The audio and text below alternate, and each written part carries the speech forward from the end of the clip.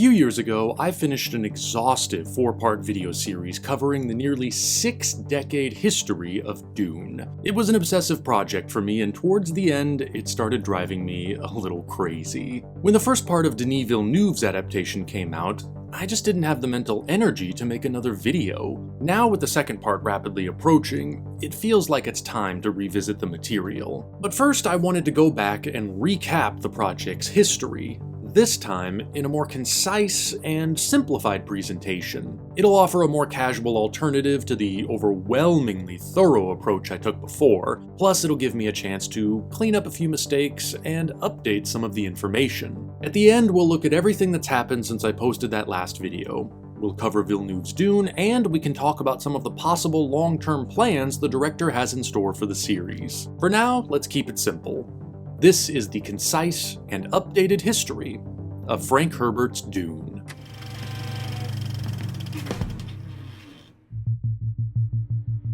An unparalleled science fiction epic, Dune was author Frank Herbert's grand statement on the human wielding of power in all its forms. Like Tolkien's Middle-earth and his one ring to rule them all, Herbert built a complex world around a simple metaphor. Dune took readers inside an enormous interplanetary society, where various factions plotted and maneuvered to control a valuable spice. The desert planet Arrakis, home to unforgiving climates and giant sandworms, is the only known source of the spice. Nefarious villain Baron Harkonnen is forced to accede control of Arrakis to his enemy Duke Leto Atreides, but the peaceful gesture is soon revealed to be part of a conspiracy to assassinate the Duke. The Duke's son, Paul Atreides, escapes and joins Arrakis' native Fremen, eventually leading a rebellion to avenge his father's death. Paul's mystical powers are awakened by the effects of the spice, he is enthroned as a messiah, and as his campaign for vengeance threatens to topple all of civilization, he is forced to grapple with the fact that no man, no matter how benevolent or semi-omnipotent,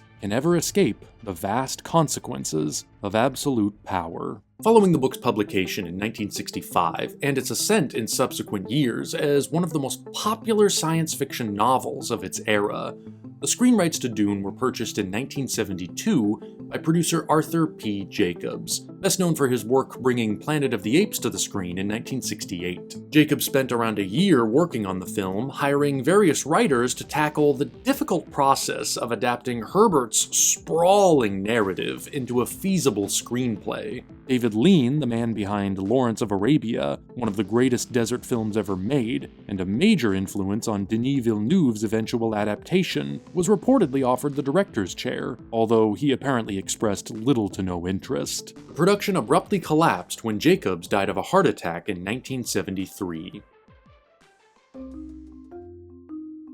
A French consortium bought the rights from Jacobs' estate around 1975, and the film was put into the hands of controversial underground phenomenon Alejandro Hodorovsky, whose colossal ambition for the film resulted in a legendary production, which some have dubbed the greatest film never made. As can be glimpsed in Frank Pavich's marvelous documentary Jodorowsky's Dune, the production amassed detailed storyboards by French comic book artist Moebius and astonishing artwork by illustrator Chris Foss and surrealist master H.R. Giger. Dan O'Bannon, future screenwriter on sci-fi classics like Alien and Total Recall, was going to design the special effects, and the cast was said to have included Orson Welles, Mick Jagger, and Salvador Dali. It's a movie that seems too crazy to have ever been real, but it actually came astonishingly close to happening. Working with European sources, Jodorowsky basically had all of the financing in place, and by some accounts, was ready to start filming. However, because of the sheer size and expense of the film, he could not get the green light without first securing a distribution deal with a major American studio. Otherwise, the film wouldn't reach enough theaters to make its money back. Apparently, Jodorowsky's vision was too weird, grandiose, and perverse to earn support from the American industry. He was never able to clear that final hurdle, and shortly afterward, the film was cancelled. Now that Denis Villeneuve's adaptation has given Dune a much more prominent role in mainstream popular culture, there's been some increased backlash against Jodorowsky's interpretation, which was, somewhat infamously, going to feature copious amounts of nudity, bloodshed, and taboo-breaking set pieces.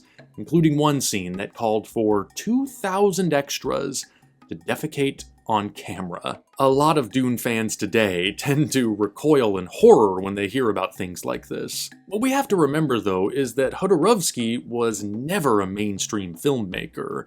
He was an avant-garde provocateur. Thanks to insane midnight movie masterpieces like El Topo and The Holy Mountain, he'd built up an unusually large and enthusiastic following. And because he arrived at a time when the industry was undergoing massive shifts in taste and perception, thanks to the new Hollywood, which I covered in more detail in my Indiana Jones series, Jodorowsky was allowed an extraordinary opportunity to flirt with mainstream acceptance. Dune was ostensibly going to be a work of mass entertainment, but Jodorowsky clearly had no interest in tailoring his extreme style to accepted commercial sensibilities, nor did he care much about pleasing the book's fans. Entertainment was simply not his first priority. Jodorowsky wanted to shock, provoke, and challenge. That horrified reaction people have when they hear about certain aspects of his Dune? That's exactly what he was going for. Really, the fact that someone like Jodorowsky came so close to making a film of this magnitude is far more shocking than its cancellation. The project, rather than being one of the greatest unmade films of all time, may simply be one of the greatest anomalies in the history of popular movie making. Italian producer Dino De Laurentiis took over Dune around 1976, and in 1979 Ridley Scott was hired as director. For nearly a year, Scott worked with screenwriter Rudy Wurlitzer on an adaptation, later saying that their script turned out pretty good. In spite of this, Scott would abruptly depart the production in the early 80s. The exact reason for his exit remains somewhat uncertain. According to Paul Samon's future noir, The Making of Blade Runner, the director said it was the sudden death of his brother that motivated him to abandon Dune so that he could switch focus to the gloomier and far more personal science fiction world of Blade Runner. More recently, Scott has offered interviewers a different explanation, saying that the movie's prospective facilities in Mexico City were not quite up to his professional standards. Experimental maverick and popular surrealist hero David Lynch, who'd recently broken into the mainstream with The Elephant Man, was brought on as his replacement in 1982. Lynch's Dune, released in 1984, went on to become a gigantic critical and commercial failure, the lone sore spot in its director's highly distinguished filmography. Even today, Lynch largely refuses to discuss the movie, and has said that he has no interest in ever seeing Villeneuve's new version. Much like Jodorowsky's interpretation, Lynch's surrealist take on the novel has proved divisive. However, in contrast to the increased hostility that seems to be developing towards Jodorowsky's Dune, Lynch's Dune seems to gain a warmer reception as time goes on. Jodorowsky, although he maintains a very strong following, remains, by choice, a thoroughly fringe figure, whereas Lynch, almost improbably, has come to be embraced by the mainstream culture at large in a way that perhaps no other avant-garde artist has achieved since the days of Pablo Picasso or Salvador Dali. Lynch's style is so well known and so beloved by this point, most people now seem to instinctively understand that his version of Dune isn't really meant to be a faithful adaptation. The original book only serves as a springboard for Lynch to create a massive and bizarre world of his own. The movie does have its problems, which have been widely dissected, and it clearly buckles under the weight of trying to capture the full scope of the book's universe and narrative complexities. Even so, it's a gorgeous visual achievement, and a thoroughly Lynchian experience in unearthly atmosphere. The film's disastrous reception in 1984 caused the property to fade from the popular eye for a while, before it re-emerged over 2 decades later as a miniseries in 2000. In that time, Herbert's novels began to sink into an enormous copyright quagmire, putting them in danger of never being seen on screen ever again. Producer Richard Rubinstein managed to circumvent this problem in 1996 by acquiring the television rights, which at that point nobody even seemed to care about. In this age of blockbuster television and streaming, it's important to remember that Frank Herbert's Dune, which premiered on the Sci-Fi Channel to some of the highest ratings in the network's history, was one of the first television productions of its kind. The miniseries is often criticized for its lackluster special effects and somewhat goofy design, but it was a huge gamble for its time, both in physical scale and technical complexity, arguably representing something of a breakthrough for more ambitious and effects-driven television production. It's also an adaptation with its own strengths. Writer-director John Harrison, an avowed Dune fanatic, was able to use his detailed knowledge of the books to flesh out the political intricacies and character relationships in a way that neither Lynch's nor Villeneuve's Dune were able to do. It doesn't have the same visionary impact as either of those films, but I would argue that Harrison's much maligned interpretation deserves a reappraisal. In terms of representing Herbert's original text, this may actually be the most faithful adaptation. Not the best, but perhaps the most faithful. In 2008, Dune returned to Hollywood as a prospective blockbuster franchise. Paramount Pictures announced production on a new feature film, which spent about 3 years in development, mainly under the guidance of action directors like Peter Berg and later Pierre Morel, before being cancelled in 2011. In 2016, Legendary Pictures managed the none-too-easy task of acquiring the rights to the property, and the following year announced that French-Canadian virtuoso Denis Villeneuve would be helming the project. Expectations rose high, and after several delays and concerns that the film's theatrical performance would be sabotaged by a same-day streaming release on HBO Max, the first part of Villeneuve's Dune premiered in October 2021. It did not disappoint. Denis Villeneuve has been dreaming about Dune for most of his life. As a teenager, he drew storyboards for an imaginary adaptation. While promoting the films that would establish his career in Hollywood, he listed Dune as his long-standing dream project. Now that dream has come true, and amazingly, his personal vision for the book, having passed through the modern machinery of blockbuster filmmaking, seems to have emerged spiritually intact. Villeneuve's deeply felt and visually astonishing realization of this story and this world, for me at least, is effectively on its way to becoming, if not the definitive adaptation, then certainly the best we could have hoped for given the circumstances. There was so much this movie had to do, so much it had to get right, and so many ways that it could have gone awry. It had to be big and spectacular enough to work as a piece of mass entertainment,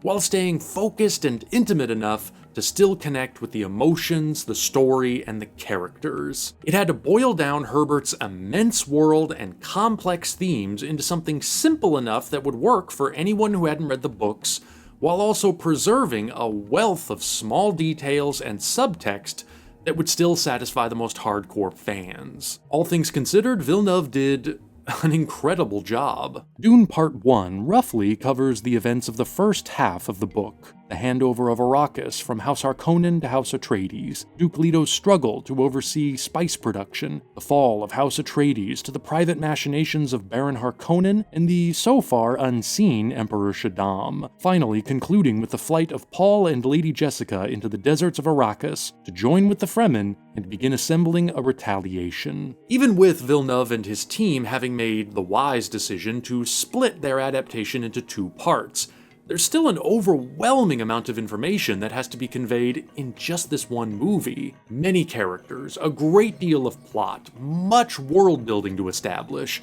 and it has to happen without slowing down the narrative. This is something both of the previous adaptations struggled with. Lynch's Dune tried to cover everything in a single film, which made it difficult to follow and distanced us from the characters. Harrison's Dune had the luxury of spacing events out over the course of a 5-hour miniseries, which allowed him to explore the world more in depth, but also had the effect of making the narrative feel sluggish. Villeneuve has managed the best balance of all these adaptations. The narrative is crystal clear and absorbing, the film stays close to its characters and their personalities, and the world, though greatly simplified compared to the book, is still seen with remarkable depth and nuance. Villeneuve accomplishes this by reducing expository dialogue to only what is necessary for conveying the plot. The rest he builds through design, atmosphere, and methods of purely visual storytelling. The film is gorgeously designed and awe-inspiring in its scale, but the images are not just there to look pretty, they help to tell the story. Costumes, sets, and props all suggest ancient traditions, passed down through eons of history, an essential element of Herbert's original text. The enormity of the set pieces, sometimes even in moments where it seems unnecessary, are meant to drive home the tremendous amount of wealth and power that form the engine of the story. When we see how this world operates, how different characters wield and protect their power, we understand what is at risk, and how everyone is trying to seize it all for themselves. A great example is the scene early on showing the formal handover of Arrakis to House Atreides. Everything there tells us something. Duke Leto is there in person, with his family, his most trusted advisors, his army in formation, a display of his own status and power. The Emperor, to make a point, doesn't even show up in person, but sends an elaborate and expensive procession of representatives just to show off his superior status. It's a brilliant way of condensing many of Herbert's original ideas and material into a single scene, translating his literary expression of those ideas into a cinematic expression. Villeneuve's grasp of this story, his understanding of how to best represent the book as an arresting visual and aural experience, is apparent from the very first moments. Before we even see a studio logo appear, we're greeted by some kind of booming and resonant voice that tells us, in a language unlike any we've heard, that dreams are messages from the deep, perfectly setting the tone and grabbing the audience's attention. We immediately feel confident we're in the hands of a visionary, and the film that follows delivers on that. What's most impressive, though, is that Villeneuve has succeeded in investing Herbert's story with a real and convincing sense of dramatic weight. There's a lot, conceptually, that could have come off as silly, and has in previous adaptations. The shields, the Bene Gesserit voice, the mystical properties of the spice, even the giant worms that form such an iconic part of the book. When any of it is done poorly, it blocks our ability to become fully invested. Villeneuve never missteps, and that makes a big difference. It's not just that he's faithful to the book, or that he's made such a skillful piece of spectacle filmmaking.